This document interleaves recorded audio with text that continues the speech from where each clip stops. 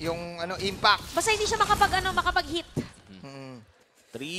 Apat na Lord na ang ating napanood sa larong ito at ito na ang pang-5.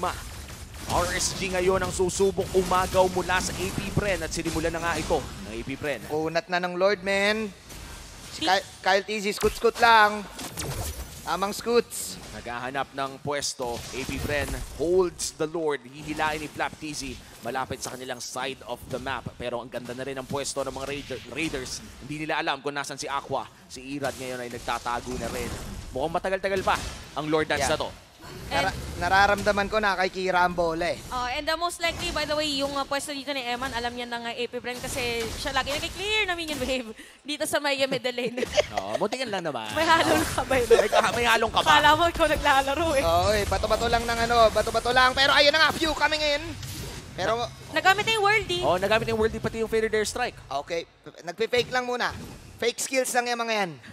Oo. Testing lang, simulation. Testingan lang yan, simulation. Simulation na muna before the real fight. Checking lang bago maglaban. Uy, nagamit yung Shunpo din yung guys, sinasabi natin lahat ng mga available na skills kasi knowing na ganito at mataas yung micro ng mga players natin, isang Shunpo lang pwede nang i-go agad si Owen para walang taga-setup kasi for AP Bren. At this point, ang mga skills dito, especially the ultimates and the battle spells ay napaka-importante dahil hawak na ang Lord. High pressure situation for both AP Bren and RSG pero most likely mas mataas ang pressure for AP Bren dahil nga may dalawang inhibitor turrets na sila na nawawala. Ogwen, nagamit na rin ang Shunpo. At ngayon, mag-aabang na naman tayo. Sino ang unang magkakamali? Tignan mo yung pwesto ni Light sa mapa. May kakaibang pwesto si Light dito. Ay, makikita niya idol ng mga kids. Naku po, si Ako humahabol din. Okay, fake lang ba to? Fake lang ba? Gugo ba si Ogwen? Naging bola si Light. Ogwen? Ayun o! Tiniktok si Light dito. Burst down ba si Light? Let's see, ito rin ito ang laban. Feathered air strike, out para kay Light. Out din ba para sa AP Bren? Pasok para kay Irad. Okay, pump fake after pump fake. Nandito si Kyle TZ, pump fake din. And grabe yung mga Shunpo ni Ogwen. Parang puro pump fake yung nakikita natin kasi tuwing may ibabato yung isa, may panalo, may pangsalo din yung kabila. Puro pump. Nakita mo kahit gaano kabigat ang bason. Bit yung Flap TZ, ready to fight din ng moment na yun. But even for RSG, ganun din. So, since this is a 26-minute game time at very crucial ang pagkuha dito sa Lord, aantayin muna ulit niyan. So, activated na lahat. Wala lang flicker dito si Ogwen. So, pwede mag-force ang RSG ng team fight. Although, because of the split balls... This time, hindi na ata pump fake yung laban na to. Ayun na isipan natin. Pero wow! Penalty zone! Flap ngayon, mabubuhay. Nandito si Kyle TZ. Aray! In or out, Sandara Park. Sweep! Nako, pero mukhang fake lang yung sweep na yun. Nag-call ba ang Bren Esports dito na wala ng sweep? Nakita mo yun? Nakita ko yun, Ben. Kita ko rin. Imposible hindi makita. Grabe, dito ka lang makakita ng bola.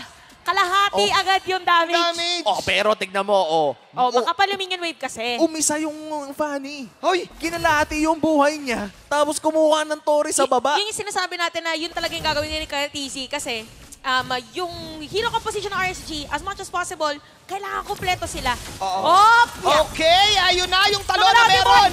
At nako, sumisipan na lang si Eman Galate. Ang buhay ni Eman dito, pero mortality down para kay Flap TZ. Sino makakuha ng Lord? Walang iba kundi si Kyle. Kylen profilen. Nasa bandang gilid pala yung Lord na yon. Can RSG take this down? Flap is down though. 1 minute para kay Flap. Medyo matagal lang, 1 minuto. Hindi na naman ata magagamit ang Lord na to. Mabilis lang dito depensa. Diba kanina ginawa ng AP Bren, sinalubong na nila yung Lord. Ganon din ang gagawin ngayon ng RSG.